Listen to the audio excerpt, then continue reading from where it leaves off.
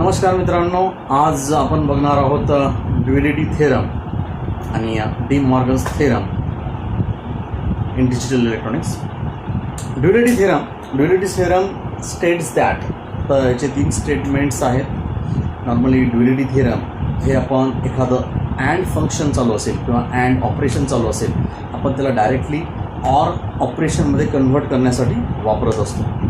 तर त्याचे स्टेटमेंट्स आहेत: change each AND operator to OR operator, or change each OR operation to AND operation.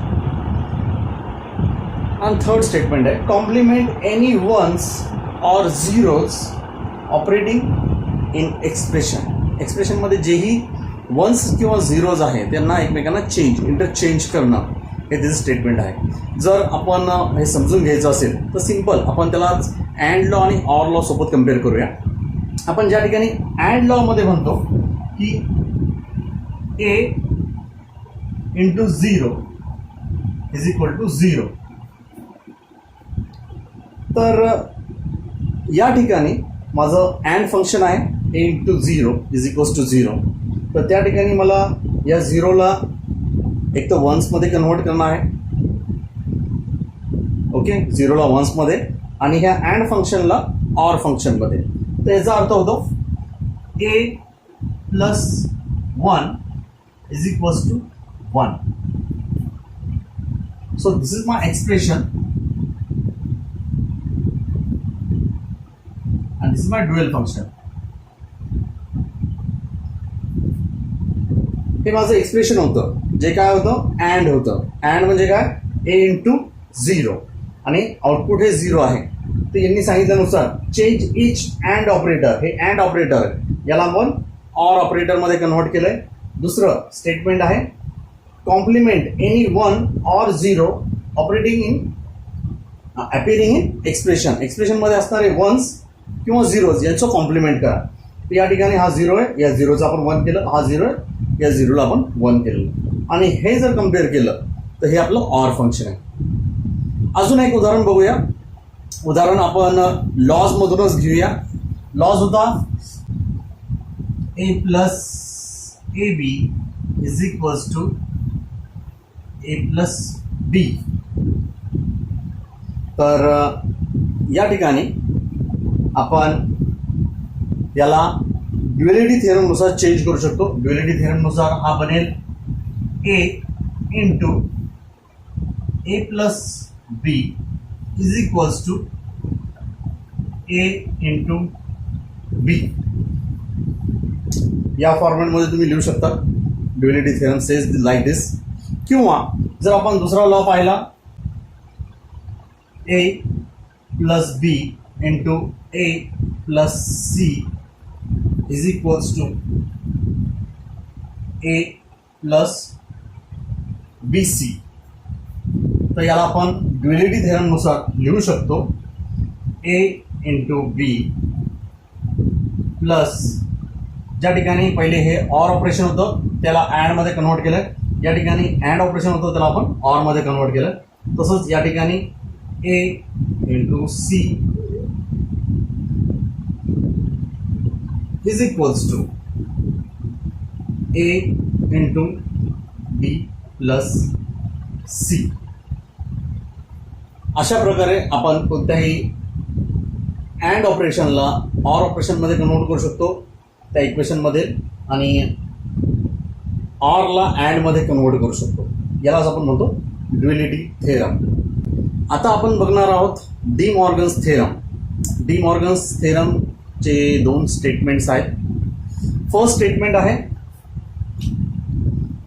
Product of a complement. हे product of a complement is equals to sum of the complements. याला आपण म्हणतो product of a complements is equal to sum of complements. आणि दुसरा statement आहे sum of the complements sum of the complements is equals to product of the complement. Sum of the complement is equals to product of the complements. So second statement है sum of the complement is equal to product of individual complement. तर हे दोन statements आहेत, आपण आज ते prove करणार आहोत. आपण ट्रूथ टेबल काढूया प्रोडक्ट ऑफ द कॉम्प्लिमेंट्सचा आणि तो व्हेरीफाय करूया सम ऑफ द कॉम्प्लिमेंट सोबत. तर यासाठी मी पहिले इनपुट्स घेतो. इनपुट आहेत माझे ए आणि बी, हे इनपुट आहेत. आणि पहिले मी प्रोडक्ट ऑफ द कॉम्प्लिमेंटच्या ऐवजी डायरेक्टली ए इंटू बी हे आउटपुट घेईल. ए इंटू बी बार, म्हणजे ऍटलीस्ट आपला हा ट्रूथ टेबल एक कम्प्लीट होईल. ठीक आहे. त्यासोबतच मी या ठिकाणी ए बार बी बार हे माझे इनपुट्स आणि ए बार प्लस बी बार हा माझा एक ट्रूथ टेबल, याला आपण कम्पेअर करूया. तर सर्वप्रथम माझे इनपुट्स आहेत. Input A B 0 0 0 1 1 0 1 1. तर हा ट्रूथ टेबल आहे अँड गेटचा. या ठिकाणी 0 इंटू 0 0 0 इंटू 1 0 1 इंटू 0 0 1 इंटू 1 1 हा त्याचा कॉम्प्लिमेंट आहे. तर या ठिकाणी हा याच्या इनव्हर्स म्हणजेच 1 1 1 0. नेक्स्ट आता हा एचा कॉम्प्लिमेंट म्हणजे ए या इनपुटचा कॉम्प्लिमेंट, तर हा 1 1 0 0 आहे. हा इथं 1 1 0 0 आणि हा बीचा कॉम्प्लिमेंट जो आहे 1 0 1 0 आणि त्यांचं आउटपुट आता 1 प्लस 1 1 0 प्लस 1 1 0 प्लस 1 1 आणि 0 प्लस 0 0. तर हा माझा झालेला आहे ट्रूथ टेबल कम्प्लीट. आता जर मी ह्या दोघांना कम्पेअर केलं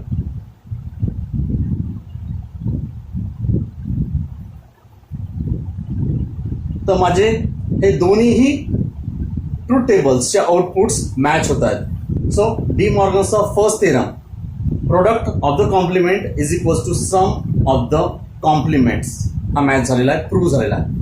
नेक्स्ट आपण सेकंड थेरम प्रूव्ह करूया. Sum of the complement is equals to product of the complements individual. तर या ठिकाणी सर्वप्रथम मी इनपुट्स घेतो. इनपुट आहेत ए बी हे माझे इनपुट्स आहेत. नेक्स्ट ए प्लस बी हे माझं आउटपुट असेल, तर त्याच ठिकाणी मी ए प्लस बी बार हे पुट करतो. नेक्स्ट आउटपुटसाठी मी या ठिकाणी ए बार आणि बी बार हे माझे इनपुट्स आणि ए बार इंटू बी बार हे माझं लास्ट आउटपुट हे पुट करतो. तर या ठिकाणी माझे इनपुट्स आहेत 0 0 0 1 1 0 1 1. नेक्स्ट ए प्लस बी 0 प्लस 0 0. तर या ठिकाणी 0 प्लस 1 म्हणजे 1 1 प्लस 0 म्हणजे 1 आणि 1 प्लस 1 याचा अर्थ 1.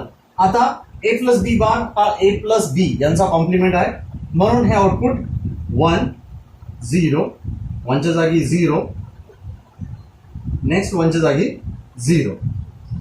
आता या ठिकाणी माझा एचा कॉम्प्लिमेंट तर हा झाला 1 1 0 0.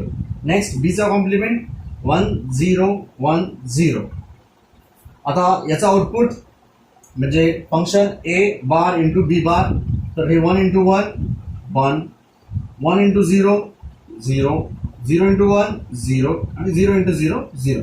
तर अशा प्रकारे या ठिकाणी माझा या ठिकाणी आउटपुट हे माझे मॅच होत आहेत. A plus B bar is equals to A bar into B bar यासोबत. तर अशा पद्धतीने तुम्ही कोणताही theorem De Morgan's theorem prove करू शकता.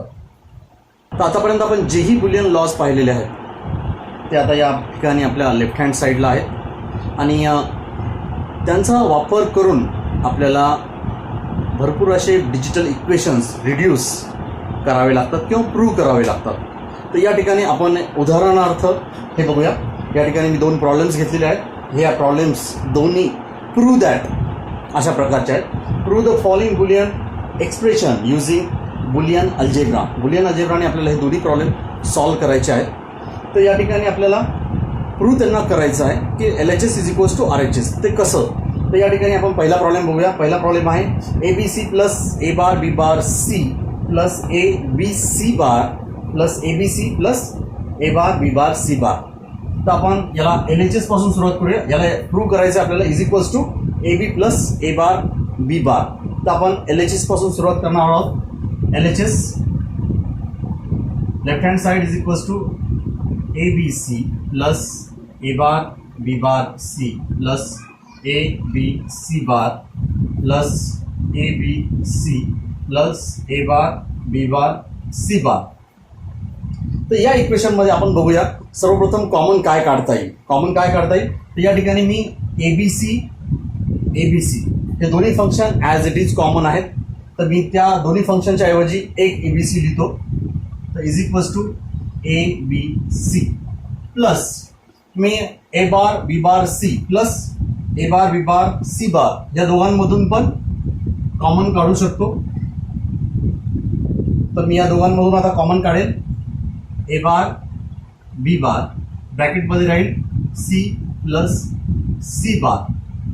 ओके. आणि हे फंक्शन या फंक्शनमधून काहीच कॉमन निघलेलं नाही आहे या इक्वेशनमध्ये, म्हणून मी याला ॲज इट इज लिहितो जे आहे ABC बार. किंवा ऑर लॉजिक बनतं C plus C bar is equals to 1. त्यानुसार आता हे झालेलं आहे ABC plus A bar B bar plus या ठिकाणी तुम्ही याच्यानंतर 1 ही लिहू शकतो, काही प्रॉब्लेम नाही. Plus ABC bar. या ठिकाणी परत A इंटू 1 आपण A into 1 is equals to A या ठिकाणी मेन्शन करू शकतो. त्याच्यामुळे हे फंक्शन ॲज इट इज राहील. हा 1 आपण डिसअपिअर करू शकतो. नेक्स्ट आता आपण या दोन फंक्शनमधून कॉमन घेऊया AB. हे AB हे व्हेरिएबल्स मी कॉमन घेतलेत. आता या ठिकाणी राहिलं C plus C bar plus A bar B bar. Next परत एकदा C plus C bar is equals to 1. तर या ठिकाणी हे राहील इक्वेशन आहे AB plus A bar B bar म्हणजेच RHS राईट हँड साईड. तर अशा प्रकारे आपण या इक्वेशनला राईट हँड साईडने प्रूव्ह केलेलं आहे. आता नेक्स्ट एक्झाम्पल बघूया. नेक्स्ट एक्झाम्पलमध्ये AB plus CD is equals to A plus C into A plus D into B plus C into B plus D. तर या एक्सप्रेशनमध्ये आपण आता LHS न घेता आपण RHSला सिम्प्लिफाय करू, कारण की RHSचं इक्वेशन हे मोठं आहे आणि त्याला आपण छोटं करूया LHS पर्यंत. तर मी RHS घेतो. RHS राईट हँड साईड ही आहे A plus C into A plus D. Similarly B plus C into B plus D. तर मी आता A plus C into A plus D या दोघांचं मल्टिप्लिकेशन करेल. सोबतच B plus C into B plus D यांचं individual multiplication करेल. तर या ठिकाणी मी मल्टिप्लिकेशन करत आहे. एनी पहिले यांना मल्टिप्लाय करतो. तर हे आलं A plus AD plus C me multiply करतोय AC. या ठिकाणी कम्युटेटिव्ह लॉ मी लगेच व्हेरिएबलची पोझिशन चेंज करून घेतलेली आहे. व्हेरिएबलची पोझिशन का चेंज केली तर कारण की मी नेहमी वापर करतो ABC, म्हणजे याचा अर्थ A हा माझा पहिले येतो, C हा नंतर येतो, म्हणून मी या ठिकाणी AC असं फंक्शन लिहिलेलं आहे. नेक्स्ट C ला D सोबत मल्टिप्लाय केलं तर हा झाला CD. हे झालं माझा पहिला multiplication. Next multiplication BB plus BD plus CB त्याऐवजी BC प्लस CD तर हे CD. या ठिकाणी आपण लॉ यूज करू शकतो A into A is equals to A. ठीक आहे, हा आपला अँड लॉ आहे. तर या ठिकाणी मी यूज केला A plus A D plus A C plus C D into B plus B D plus B C plus C D. आता या फंक्शनमधून आणि सोबतच या फंक्शनमधून मी काहीतरी कॉमन घेऊ शकतो. जसं या फंक्शनमधून मी ए ला कॉमन घेतलं तर A in bracket 1 plus D plus C plus C D. सोबतच मी या फंक्शनमधून पण बी ला कॉमन घेतलं तर बीच्या ऐवजी 1 plus D plus C plus C D. मी या ठिकाणी ऑर ला यूज करू शकतो. ऑर ला आहे 1 plus A is equals to 1. याचा आउटपुट नेहमीच 1 येणार आहे. तर मी या ठिकाणी डायरेक्टली पुट करू शकतो A into 1 plus C D सोबतच B into 1 plus C D. आता या दोघांचं मल्टिप्लिकेशन तर हे झालं आहे A B plus A C D plus B C D plus C D into C D. तर या ठिकाणी आपण C D into C D is equals to C D म्हणजे एकच सी डी लिहू शकतो, काही प्रॉब्लेम नाही आहे. तर या ठिकाणी माझं फंक्शन बनलं आहे A B plus A C D plus B C D plus C D. आता या सर्वांमधून या ठिकाणी या तिघांमधून मी सी डी यांना कॉमन घेतो. सी डीला जर कॉमन घेतलं तर आपलं फंक्शन बनतंय A B plus C D in bracket 1 plus A plus B. या ठिकाणी परत एकदा आपण 1 plus A is equals to 1 हे पुट करू शकतो. याचा अर्थ माझं इक्वेशन झालेलं आहे लास्टला A B plus C D which is equals to R H S. A B plus C D which is equals to R H S. तर अशा पद्धतीने आपण प्रूव्ह करू शकतो left hand side is equals to right hand side. तर हे एक example झालेलं आहे. हे प्रूव्ह दॅट वर बेस्ड आहे किंवा याच्यानंतरचे एक्झाम्पल्स आपण जे बघू ज्याच्यामध्ये आपण simplify by using Boolean algebra Boolean laws ते आपण बघूया. थँक्यू.